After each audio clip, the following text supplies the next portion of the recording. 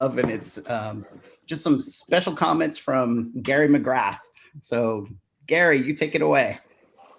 Thanks, Steve. My wife reminded me that perhaps since we moved from Minnesota 20 years ago, we could probably get rid of my snow shovels at the, but I'm not sure who would buy them.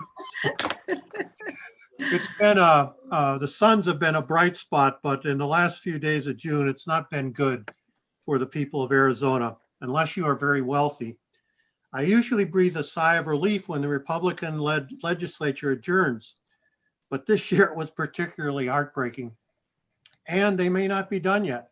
When they finish this fraud audit, they were supposed to report back, and there might be a special session, which I'm sure they'll try to figure out some more ways to make it difficult for people to vote. Yeah. Governor Ducey got what he wanted, a flat tax. Ducey proudly said that everyone would get a tax cut. And that's true. The lowest income folks will get, I've heard three variations of this, either $2, $3, or $4 tax cut. And those upper income folks will pay thousands of dollars less in taxes. What conservative columnist Rob characterized as a clever move by our own Republican State Senator J.D. Mesnard will effectively gut millions from Proposition 208 that was to go to funding public education. As you recall, Prop 208 had the support of over 1.4 million Arizonans. Arizona Republic columnist Abe Walk, if I'm saying that right, wrote an opinion piece taxing the rich for schools backfired. Was it worth it? My reply to that is yes, because the legislature and governor had over a decade to bring funding back to at least the 2008 pre-recession level. And other than the Red for Ed movement forcing them to act, there had been little progress made in funding public education. If the legislature and governor had been doing their job, there would not be a need for all these propositions. With $2 billion, imagine a $2 billion surplus. Imagine what could have been done to improve the lives of all Arizonans. Every poll I have ever read has said the vast majority of people in Arizona want public education to be better funded. Republicans also attempted to greatly expand the number of students eligible for the school voucher plan, claiming that students from low-income homes attending poorly rated schools would have the opportunity to attend private schools. This is a lie. Low-income students are already eligible to qualify for the Empowerment Scholarship Funds, but keep in mind this amounts to a little over $5,000, and private schools cost $12,000 to $15,000 a year to attend. The reality is the empowerment scholarships have been used by mostly well-to-do parents with their children attending well-rated public schools so that they can now be subsidized to attend private high schools or private schools. While Democrats, with the help of a few Republicans, were able to defeat a massive proposed expansion of the voucher program, and remember, this is what people had said they did not want in a proposition. The number of days a student will have to attend public school was drastically reduced from 100 days to 45 days so that they can qualify for the ESA program. A number of other things were slipped into the budget, including curbing the authority of Democratic Secretary of State Katie Hobbs, prohibiting communities or school boards from requiring the use of face masks. How have we made face masks a political issue?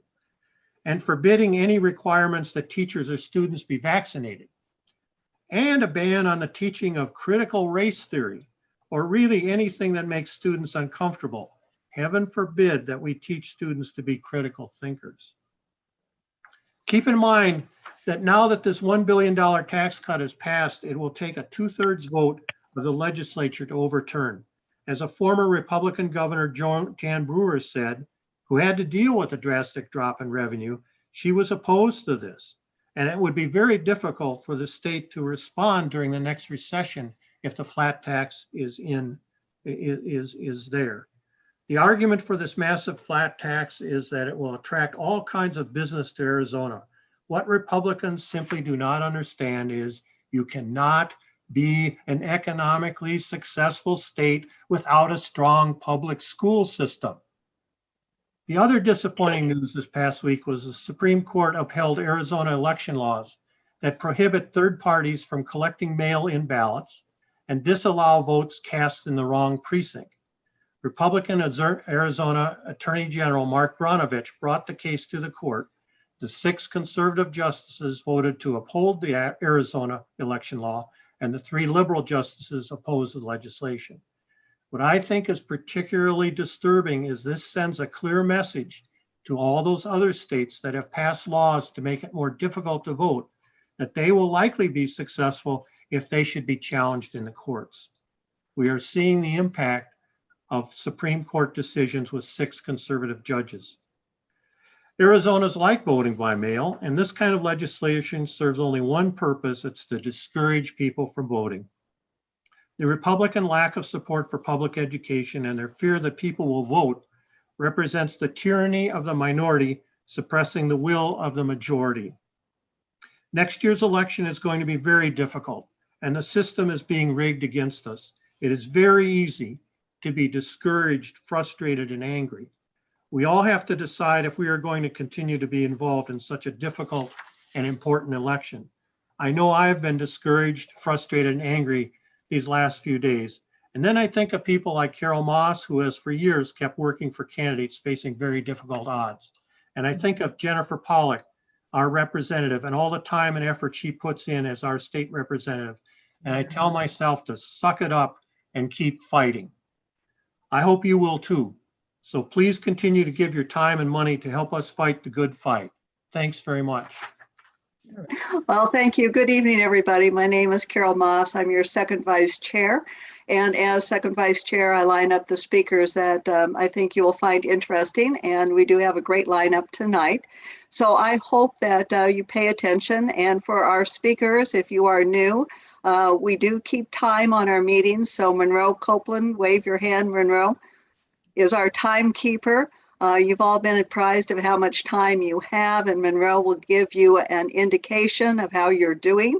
So we hope that you will be succinct and short and not abbreviate anything, but also keep in mind of the time frame that we're trying to deal with here tonight.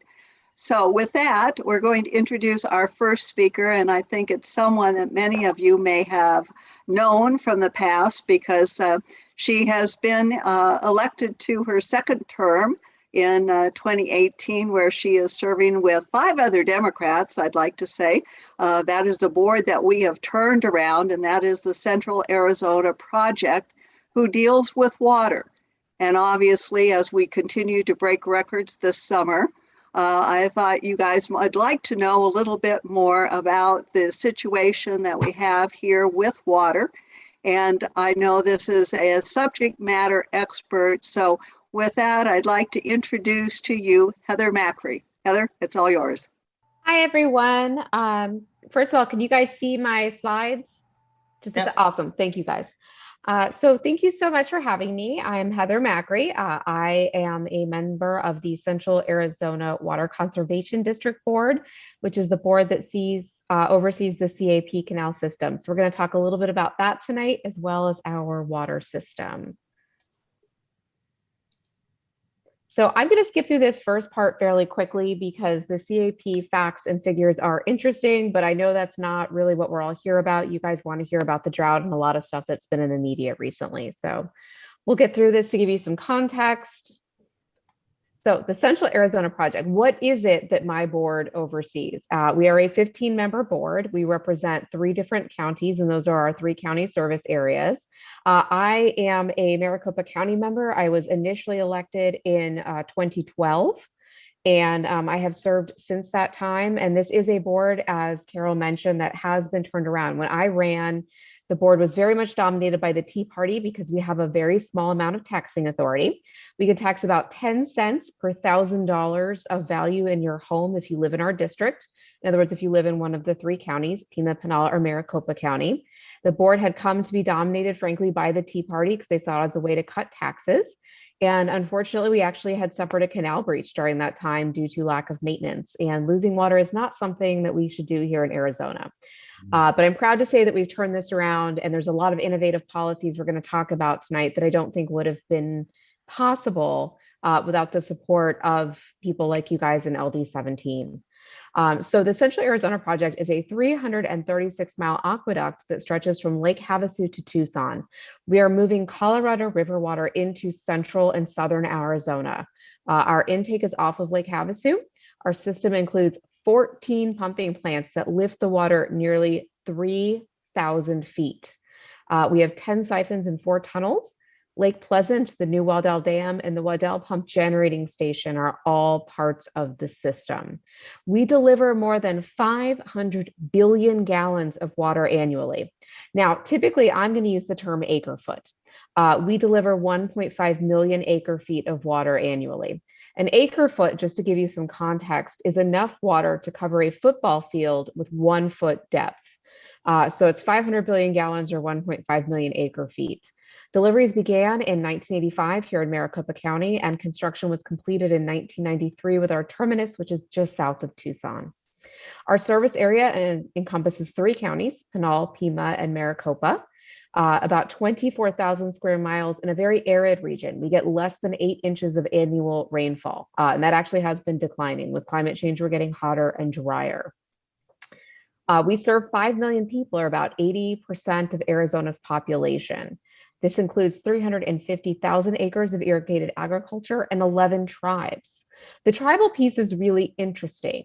When Native Americans get their water entitlements through Congress, they then have to figure out a way to actually get what water delivered to them. One of those ways, and one of the ways that 11 tribes get their water, is through the Central Arizona Project. And they're great partners. We work with them a lot on a lot of conservation programs. So it's been really fun. CAP water usage, about 36% goes to municipal and industrial subcontracts. That includes a lot of the major cities in the valley. So this could be your drinking water. It also includes major employers, like Intel. About 28% goes to those 11 tribes through their tribal contracts. 15% goes to agriculture. This number usually surprises people. I would say 10, 15, 20 years ago, that number was closer to 50%. We've seen a steep decline in irrigated agriculture, and also the existing agriculture is using a lot less water. 17% go to our contributions to Lake Mead as part of the drought contingency plan, which we'll talk about. And 4% goes to our other excess uses. Most of our excess uses are water banking. We actually have water stored underground. It's an incredibly innovative program that only Arizona has. Other states do not do this, but we store water underground so that we can withdraw it later. And that is something that we are looking at for the future. And just so you guys know, I'm happy to take questions. Because of the screen sharing, I can't see your questions. So I think it's going to be easier if we just take them at the end, if you would please. I would appreciate that. CAP fact sheet, I'm going to skip past this, but we did a study with ASU and found that the water that we deliver has supported Arizona's gross state product with $2 trillion in economic benefits since water deliveries began in the mid-'80s. So quite a bit of Arizona's growth is dependent on the water that we provide. So I want to talk a little bit about the basin, because this is going to give you a background to understand the drought contingency plan that we're doing now and the Arizona Reconsultation Commission, which is sort of the next step. The Colorado River is actually used by 7 states as well as Mexico. So all of those states and the country of Mexico share the Colorado River. The upper basin is Colorado, New Mexico, Utah, and Wyoming. The lower basin is Arizona, California, and Nevada. Now, when the river was divided up, this took place in the 1920s. No one is quite sure if the measurements were wrong or if it was just an amazing year on the river, and we've never seen such high numbers. But measurements from the 1920s were used to allot 7.5 million acre feet to the upper basin, 7.5 million acre feet to the lower basin, and about 1.5 million acre feet to Mexico. Now, if you look here, you'll see that the lower basin allocations are divided up about 2.8 million acre feet going to Arizona. The Central Arizona Project delivers about half of that. We do have on-river users in the Yuma area who are using about the other half of our allotment. Now, the reason Arizona's allotment is so low compared to California is that in the 1920s, when this was done, Arizona had just become a state and we had a much smaller population. So a lot of this was based on population dynamics that have changed significantly in the last 100 years. Oh. So the Colorado River Basin has two major reservoirs. We sort of use these reservoirs as our bellwether to determine when we are in shortage. And I do apologize if you hear the chihuahuas. Our lower basin reservoir is Lake Mead in Nevada, and our upper basin reservoir is Lake Powell. And those two are sort of used, again, as bellwethers to determine when we are in shortage. This is our current supply report. This is as of the end of May. And as you can see, we are at Lake Mead, which is sort of that bottom left-hand bucket, is 1 foot below the level for a tier 1 shortage.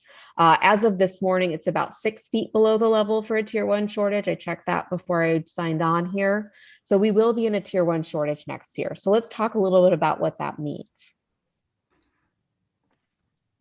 So what a tier 1 shortage refers to is we literally measure the lake level in Lake Mead. We drop a disc in Lake Mead and we determine how much water is in there. So when I talk about a tier 1 shortage being at 1075, that means that when you drop that disc into Lake Mead, you have 1,075 feet of water or less. That puts you in a tier 1 shortage. Tier 0 is at 1090. We've been there for quite a while. But under DCP tier 1, so 1075 or lower, this is what we will be in next year, there will be reductions to CAP users. In other words, CAP will be pulling less water off of the Colorado River so that we can save water in Lake Mead and in the river system itself to preserve the system. There is a tier 2 shortage that happens at 1,050 feet. There is a tier 2B, which is 1,045 feet. As we get into those lower tiers, we see more and more cuts. So at a tier 1 shortage, we're not going to be taking any excess water. So that 4% of our water that we use for excess storage will be completely gone. Agriculture takes the big cut here. Their supply is going to be reduced by 65%. There is no reduction for our tribal communities and no reduction for municipal and industrial users. But at 65%, this is a big hit to agriculture. Now, the good news is we've been planning for this. We worked on the drought contingency plan for many years. We've worked on a bunch of different pilot programs that were a part of that. We have been planning for this and we are very well prepared. That said, we do need to be paying attention to this and we do need to be thinking long-term about what sort of system changes we need to enact in order to prop up Lake Mead and keep the lake levels high and also, frankly, preserve the Colorado River ecology. So as I said, we're expecting a tier 1 shortage next year. It should be declared for 2022. It will be a substantial cut to agricultural users. Water supply for cities are not affected, and these impacts are painful, but we are prepared. Now, the next step, the DCP program, which we just talked about, was kind of a bandage. We knew that Lake Mead was dropping precipitously and something needed to be done. And so the 7 basin states and Mexico got together and put that together, but we knew that there also needs to be a larger program, and that's what we are working on now. That is the Arizona Reconsultation Process, or the ARC. We are working within Arizona right now to come up with how Arizona is going to meet our water future. Each state has their own version of the ARC, and then of course we will meet with the Bureau of Reclamation to present a full plan at the end of the ARC process. It's a great process actually right now. We've used a lot of the framework that we established with the drought contingency plan. We have over 50 stakeholders at the table. We meet very regularly. Those stakeholders include everyone from tribal authorities, people in the environmental community, regular citizens. And I will tell you, the meetings are broadcast online. You can watch them on CAP's website or on ADWR's website. They're also recorded. But we're looking at different programs that we can use that are innovative ways to save water so that we forestall shortage and give everyone some sustainability within the system. Our strong ethic has helped us need to impose some severe water restrictions like we've seen in California. So we are making progress. So I wouldn't say that we are out of the woods. But we've had a lot of work, including the Groundwater Management Act of 1980 and things that we are still doing in order to keep us, frankly, in better and more sustainable shape than a lot of the surrounding states. So for more information, I've given these slides to Carol so she can distribute them, but these are some great information sources that you might want to check out if you have questions. And these will also lead you to ways to watch these meetings. CAP meetings are broadcast as well as those ARC meetings. So now I have about 3.5 minutes, it looks like. So I'm going to stop sharing and I'm happy to take questions. Okay, we have some questions here in the chat. So one of the questions comes in and says that many new apartment complexes are being built in the East Valley. and especially along Williams Field Power Road? Will we have enough water for all the new people moving into the valley? You know, we're hopeful that we will. We have survived population growth before, and we are planning for that. That is in our projections. And I'll tell you, apartment complexes actually aren't a bad thing, because when we see density like you see in apartment complexes, there is a lot less water usage than when you see with, say, regular communities or communities with large lot sizes and no desert landscaping, or communities with golf courses. So frankly, density, like those apartments, is going to be one of the keys to managing population growth while also keeping our water sustainable. Okay, thank you. And another question, he says, I keep hearing the term first in time, first in line when it comes to Colorado River water usage. Can you explain what that means? That is basically the law of the river. It means that whoever has been using the river the longest has the first and most grandfathered rights. Now, that system is a little upended, because obviously the folks who should have the longest and most grandfathered rights would be our Native American communities. But under the Winters Doctrine, which is a really appalling Supreme Court case that's about 100 years old, they do not. But what that does mean is that our on-river farmers in Yuma, who have been farming since territorial days, have rights that are superior to, say, the cities and towns that grew up later in time.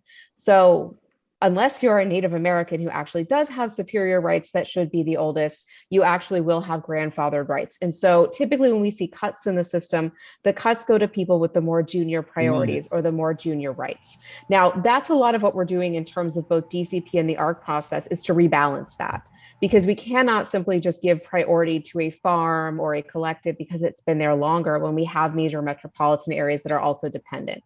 So a lot of what we're frankly doing within these processes is rebalancing that. So that is technically the law of the river, but it is sort of being reconsulted during this time. Okay, and the one last question, because I know we're running a little bit tight on time, and we appreciate your staying with us. 1 minute remaining. Okay, it said on slide 6 that you presented, does CAP account for evaporation according to the USGS? We do. Okay, from 97 to 99, Lake Mead annual evaporation is 7 to 8 feet per year. Is that still true? And is that accounted for? It is. So that's accounted for in 2 ways. One, we account for evaporation within our system, within our numbers. Our system was built to actually decrease evaporative losses. Quite a bit of our system is actually underground. It parallels I-10 down to Tucson, but you don't see it because it's underground. So our system is built to sort of have less evaporation, but we do account for that in our numbers. The Lake Mead evaporation is accounted for in the Bureau of Reclamation studies. So it's baked into both our numbers in terms of our system, as well as Reclamation's numbers overall with the system. Okay. Well, thank you, Heather, so much for coming down and talking to us. We know that we're in a desert, and we know that the resource of water is very precious to all of us. And we know that if we have questions, we'll reach out to you, and we appreciate your fighting the good fight for us as well. You guys have my contact information. I'm happy to share slides and answer questions offline, and have a great night, and go Suns. All right. Yes. Thanks, Heather. All right. Good night. All right, we're going to juggle up the agenda just a little bit more. So AJ, I'm going to have you come on for your 5 minutes of update for the Independent Redistricting Commission, if you don't mind. And then we'll switch it over to our other 2 guest speakers, Mr. Reverend Stewart and Mr. Gentles. Okay, perfect. Oh, I'm not a host. Well, I'll go quick, just save the thing. Independent Redistricting Commissions finally came up with a timeline for the public hearings. But don't get your hopes too high. We just have the date. We don't know where it is. We don't know where it's going to be in Maricopa. How long will it take? What time? We don't know those yet.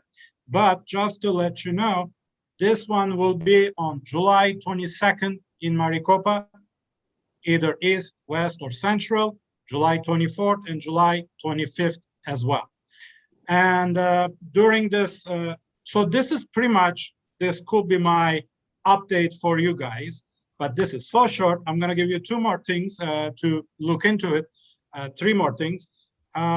Last month, Independent Redistricting Commission received 3 presentations. they heard about it, and they were very informative. I went back and listened twice, and I will highly suggest for you to, if you are interested first with the Arizona demographics, the population movement, what's going on in Arizona, in our city, you can watch that. The other one is about Voting Rights Act, especially last week's Supreme Court decision. That's very informative. And also the third one, they gave a presentation about map drawing under Arizona Constitution. And you can reach to those presentations at irc.az.gov on their newsroom site. So, and then I will drop a link on the chat when this public hearing started. And you remember I mentioned about communities of interest and go out there and talk about it. There is a workshop how to do that on Sunday. Every Sunday we're gonna have this. I'm gonna drop the link. If you are interested, please sign up so you can learn about the communities of interest, what it is, and how you can build one, and how you can go and testify at the Independent Redistricting Commission. So for today, that will be it. Made Okay, it quick for you folks. Thank you. And so, AJ, when do you think we'll know what the site is for the July 22nd meeting? Well, Carol, you know, they worked so hard. They took 2 days off just because it was July 4th, a couple of days ago.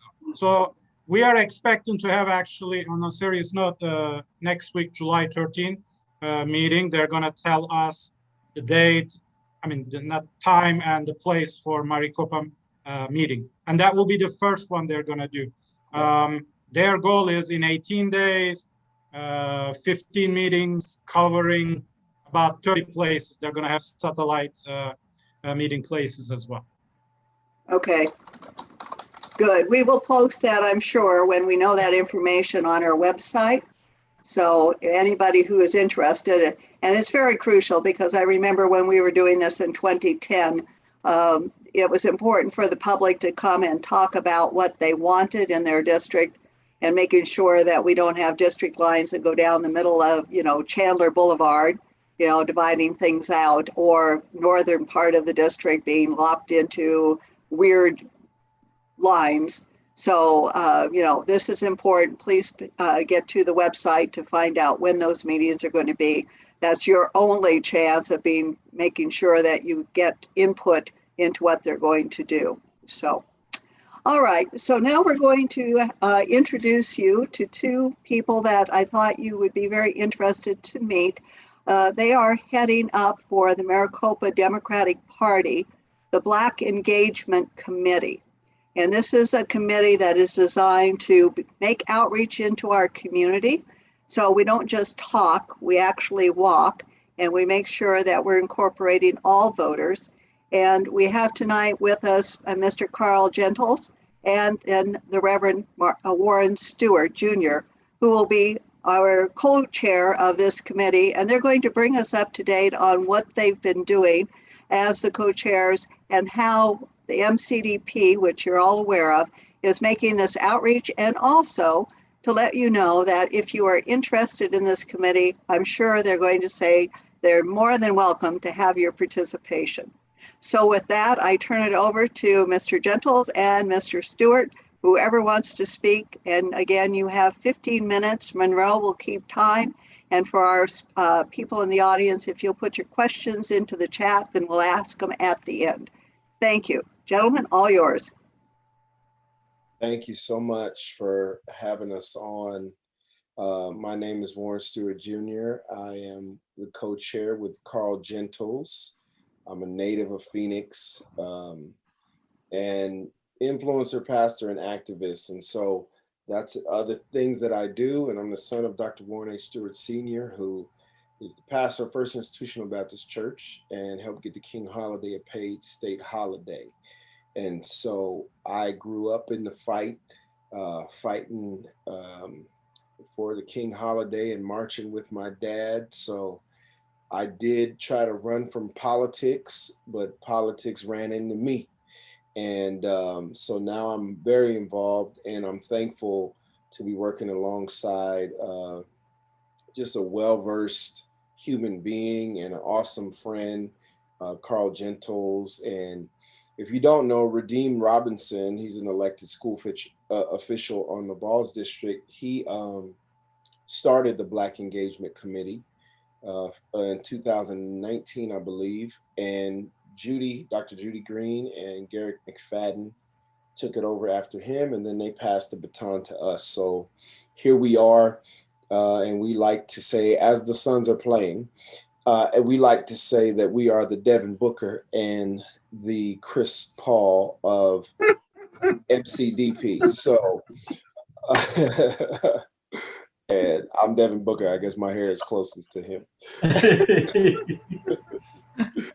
So we're going to slam dunk it for the BEC and make sure we throw our community alley-oop so we all can win, because a win for Black engagement is a win for everyone in the Maricopa Democratic Party. So we don't want to be overlooked. We want to continue to focus our narrative and just our outlook and our perspective. You know, many people of color and Black people have been disenfranchised by the voting, you know, throughout the years, just the voting cycles throughout the years. And we want to make sure people know that their vote does matter, and the Black vote is very viable to every election.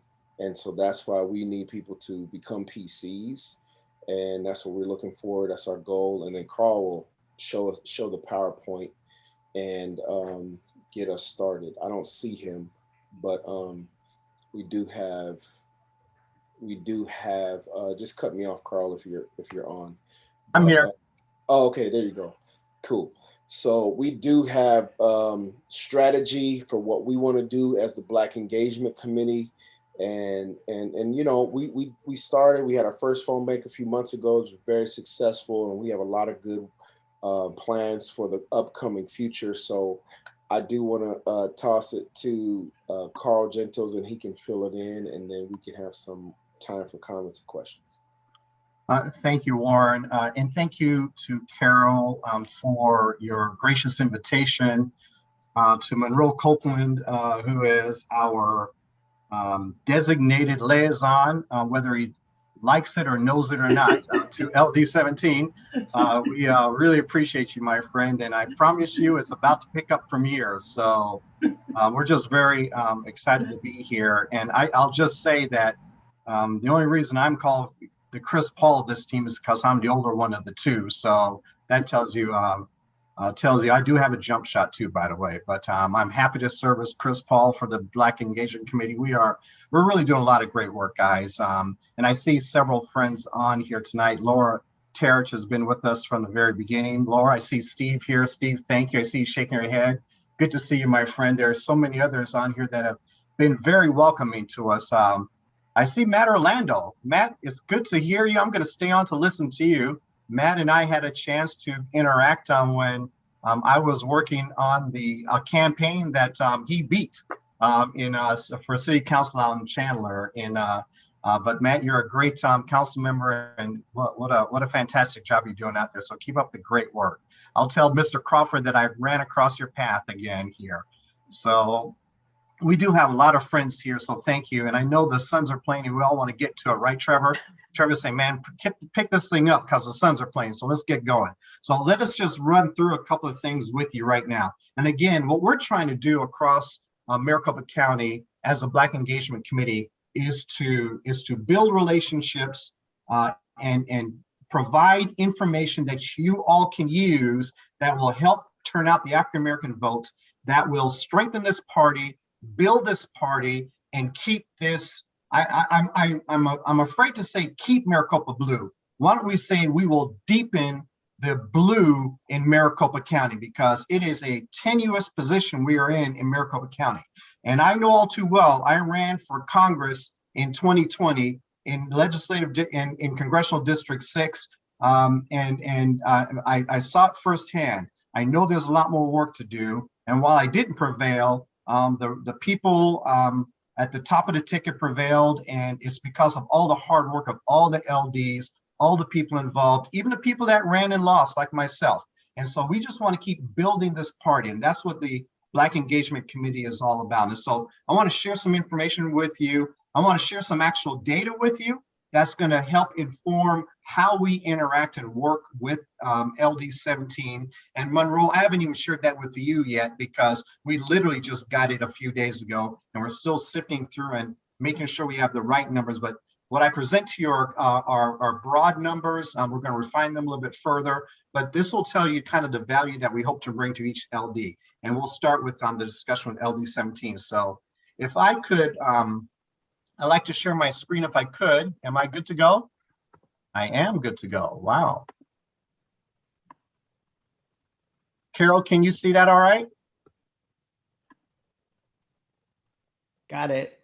Great. So here's the mission of the Black Engagement Committee. I have about 6 slides. Is to elevate and build Black political influence in Maricopa County by increasing engagement, participation, communication, and voter registration and turnout. And our good friend, my good friend, Pastor Warren H. Stewart Jr.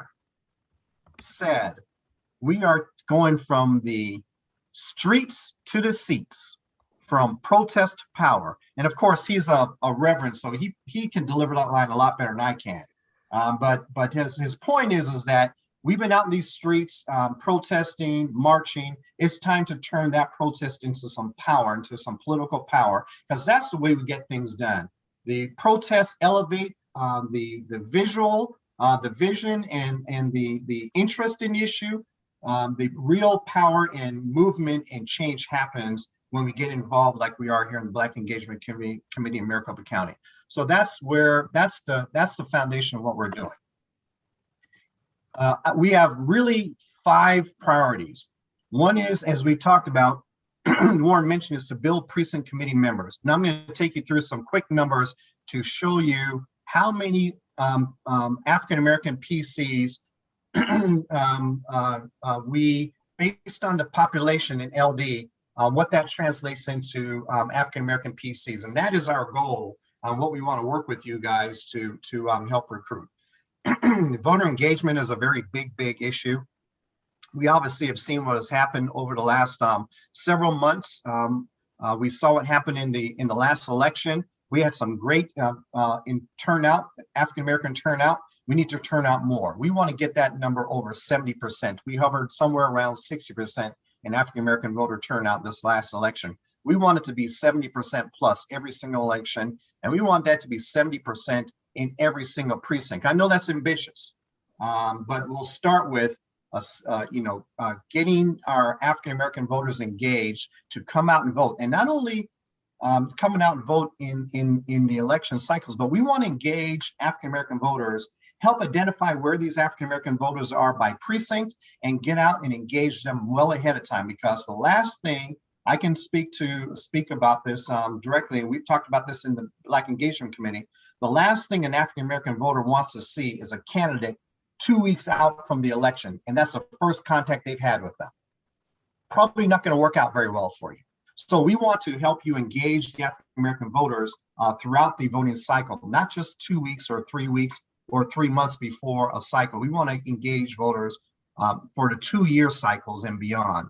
We should really be thinking in 2-year and 4-year cycles, not in 3-month cycles. As I mentioned, we're talking about building relationships. I think we're off to a great start. We spent the first half of the year, first 6 months, really getting around and speaking to people. A number of people on this call have heard us speak in other settings. This is what we're doing, elevating the visibility of the group. Now we're going to be moving into the very tactical work of the engagement committee with your LD, and we're going to talk about that. We're also looking to support candidates and develop candidates and recruit candidates that can actually win, candidates that actually have some substance to them and can carry the message of the engagement, the Black Engagement Committee and Maricopa County. So we're looking and working to identify and develop those candidates. And then, of course, we're keeping our eye on policy, because we're here because we need to make some policy changes. And we saw what the consequences of elections are in this last legislative session. Laura can talk very directly to that. a lot of you can talk directly to that. Elections have consequences. We are seeing the results of that, not only here in Arizona, but across this country with the voter suppression and all the issues around voting rights occurring. So those are our priorities in general. And I know I'm speaking fast because I want to get to this within the first, within the 15 minutes. I'll take some questions, and Warren, I'll take some questions at the end here. This just gives you an idea of some of the speakers we've already had come speak to us. Katie Hobbs spent almost an hour with us, which was amazing. I think we were the very first committee she spoke to after she announced her candidacy. So I think we got a little extra love from her to come and speak to us for the amount of time she gave us. This month, Alexia Galloway, our new MCDP chair, is going to speak to us. I should say executive director. And then next month, Kathy Hoffman is on deck to speak to us. And then let me just reiterate the relationships. We are about party building, not about BEC building. We're about party building. We're doing that through our work as a Black Engagement Committee. And we are hopeful that our work will help increase our communication, increase our relationships across all of the legislative districts. We're trying to build those LD relationships by asking each LD to appoint a liaison. Somebody give me a time code. I'm probably coming up on about 5 minutes left or so, right? 2.5 minutes. All right, we're going to get there. So Monroe Copeland is our liaison for LD 17. We'll be working with him to implement all our efforts through the LD with Monroe. And then, of course, as we said, our number one thing is to recruit African American precinct committee members. So based on some rough numbers, this is LD African American voting population. We have 300,000 African American voters in Maricopa County, approximately. Again, these are approximate numbers. We're still refining them, but they are for illustration purposes. In LD 17, there are a total of 213,809 population in LD 17. This says 159,195 African American voters. That would be amazing. That's not true. That's 159,000 actual voters, registered voters of that 213. African American voting population is about 9,152. So we have about somewhere between 6,000 and 9,000 African American voters in LD 17. That's about 4%. So if you do that math, and of course you all know there's a formula that goes on that allows for allocations of PC members based on total populations of each LD by ethnicity. And our number for LD 17 comes up to approximately 12 PCs based on the total that voting population of somewhere between 6,000 and 9,000. I put the others in here for illustration purposes, but that tells you a concrete number. Okay, so look, based on the population of LD 17, about 4%, about 6,000, 7,000, somewhere in there, voters, African-American voters. So that means that, we ought to be looking at about 12 PCs. Now, the question is how many PCs exist today, African-American LD, PCs and LD 17 exist today, and that we're refining now. We don't have an exact number. We're gonna work with Copeland. We're gonna work with others there in the LD to figure out how many that is. And then we even know down to the zip code, or I'm rather the precinct, where the highest concentration of African Americans live in LD 17. So if you have a concentration of voting population of 10% or more in a specific precinct, that is an absolute target precinct. If you have somewhere between 5 and 10%, that's a precinct of interest. So we're going to identify those for you and help you see and know where to find African American PCs, and then we're going to work with you with some days of action, some phone banking and other things to help us bring those PCs, that number up to, we'd like to see it at about 12. And it only strengthens the party and strengthens the LD if we bring these people into the effort. So that is a rough, quick look. As Warren said, we've got a great committee. Our contact information is here, but we have others involved: Radim, Judy, Garrett McFadden, of course, you guys all know, and a few others. Eric Limbs, and a few others. So we're Tristan Tops is another. So we've got a great committee going. That's the overview. I hope Warren and I have not left anything out. And with that, I'll stop and we can take any questions. And I'll stop sharing my screen. Oh, wonderful. Thank you for the information. And I can think off the top of my head that we have at least 6 of the 12, I think, TCs. So we just got to grow a little bit more. I may have underestimated my count, but I'm just thinking in my head who I know.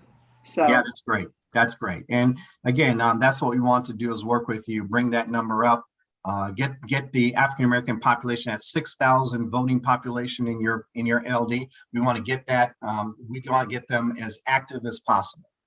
Yep, and that's what we want to do. So are there any questions? Does anybody have a question? I'm not seeing anything right now in the chat, but if you do, Steve, I see your hand up. Yeah, it's not a question. I just want to thank you both, Warren and Karl, very much, because I get your reports every month, and I know all the hard work that you're doing. And this was my #1 initiative as chair of and it's become the board's #1 initiative. So I'm very, very appreciative of the work that you guys do, and definitely, I know you will, but keep us in the loop through Monroe and I'm also sitting on those chair meetings as well. So, keep that information coming, because that's really what we want to be working on. You bet. More to come, refining it now. And Steve, thank you for your support. You've been extremely supportive of our efforts. I see a few other people on here. So thank you all for all your support. Thank you, guys. Thank you so much. I'm not seeing any questions, but again, since we have our own designated person here in LD 17, if any of our attendees have a question, feel free to reach out to Monroe, and I know he will either answer it back in the chat or get back to you. So again, Mr. Gentles, Reverend Stewart, thank you so much, and I'll be in contact with you for another opportunity where we can get you engaged. Thank you. Appreciate it. All right, thank you. Take care. All right, with that, I'm going to ask then our Chandler City Council member, Matt Orlando, to give us an update on what's happening with the Chandler City Council. And Matt, you have 5 minutes, and Monroe is your timekeeper. So Matt, it's all yours. So like everyone else, the suns are on, so I'm going to make this real quick. So everyone's got to do their share here, okay? So we just passed the city's budget, about $1.1 billion with a B. That's a 13.6% increase from last year. About 36 million of that was from the ARPA funds. Thank you, President Biden and Congress for allowing those funds to come through, predominantly Democrats, by the way. It's going to go toward a lot of one-time projects, infrastructure projects for renovation of our buildings, fiber upgrades to enhance some of the large business we have in Chandler, a lot of technology information, wastewater. In fact, as we heard tonight, there's a wastewater Chandler is putting together a new plan to actually utilize our aquifer, and we're going to take SRP water and dump it directly into our aquifer under our city without paying credits to other communities. Long story short, that's going to be a benefit to the city of Chandler, because as things get tougher, I don't want to be cashing bad checks. I want to make sure the water's in our bank and we have it under our ground versus someone in the West Valley getting it before we do. So we're putting a lot of money into that infrastructure. I can go on and on and on. Parks, recreation, police, fire. We've hired 3 more police firefighters. I think I spoke last time about hiring 15 more police officers, as well as some mental health officers. And we got a long way to go on getting our police force and our domestic violence team together over the next few years. But the other thing I want to talk about real quick is we're looking for a new city manager. We have 4 finalists. One is internal candidate, currently Josh Wright. I am personally looking for an experienced city manager. We've had 13 straight years of internal managers. I think it's time that we take the big leap and get an experienced city manager come in here that could take Chandler to the next step. We're a very sophisticated technology-oriented city, and we deserve to have one. We have 4 candidates: Milton Donahue, who's just retired from Phoenix, assistant city manager there, a vast knowledge and experience. Sarah Hensley, who used to work in Phoenix and now works for a mid-sized city in Texas, Tom Hukta, who also worked for a large corporation, and of course the current interim city manager, Josh Wright. We'll be making that selection on the 14th and 15th of next in 2 weeks. And those of you on this phone call could actually participate. We'll have several sessions for Chandler residents to actually listen in on a question and answer. And then you could also weigh in on who you think should be our next city manager. So we're pretty busy. I could go on. The anti-discrimination ordinance is not moving as fast as I like it to move. I think Odie Harris might be, I've spoken to you about that last time. We kind of delayed it a little bit. But again, we have to get the votes. Right now, we only have 2 votes to push it forward. There's 10 cities, as you know. The recent city was Tolleson. I'm embarrassed.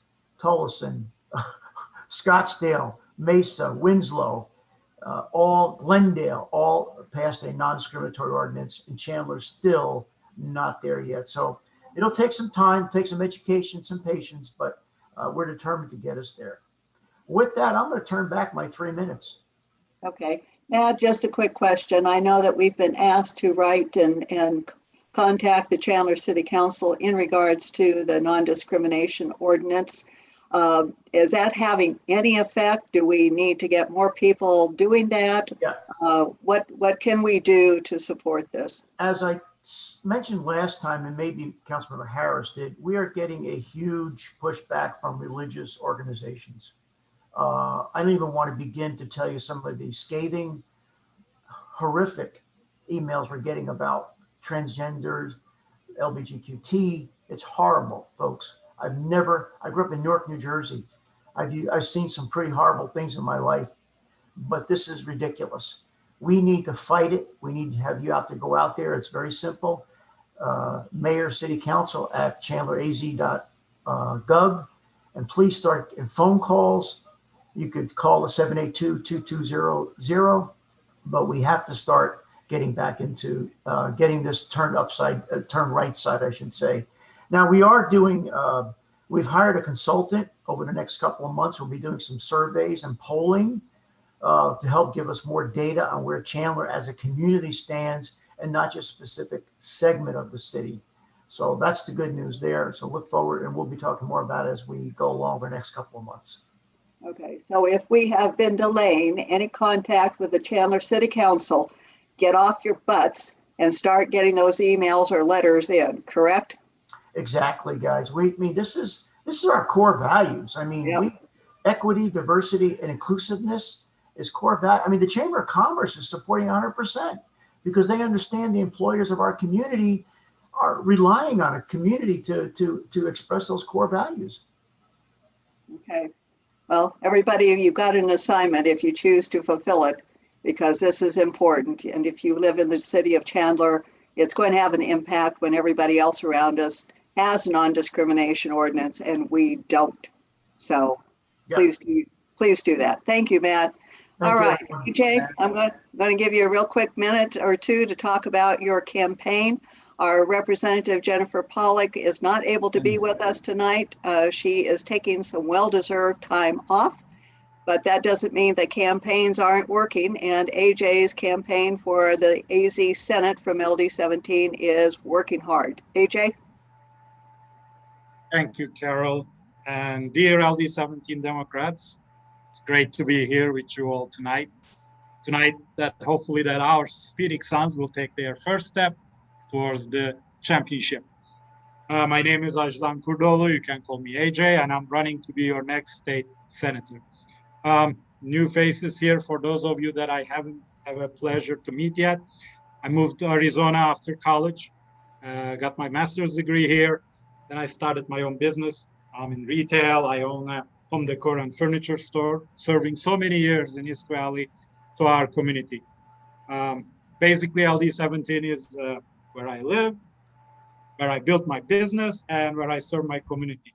I want to thank LD17 because you gave me a lot of chances to serve you in various capacities, and I'm so grateful for that. One thing that my dad always taught me, he always told me, Ajlan, go sit up front, raise your hand when there is a job to do, and if there is a way to serve others, You should be the first one trying to do that. And LD17, whenever there is a chance to serve you, I'll be right there. That's my promise. We just celebrated 4th of July, and as a first generation American, for me, that day, 4th of July, is and always will be a great day with a special meaning. And that special meaning comes from our common values, what we believe makes our country exceptional.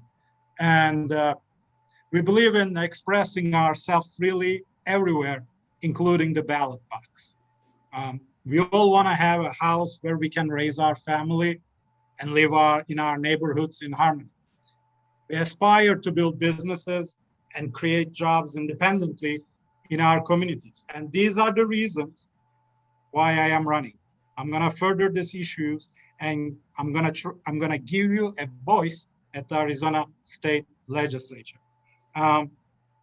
We can achieve all this, but we can do this together.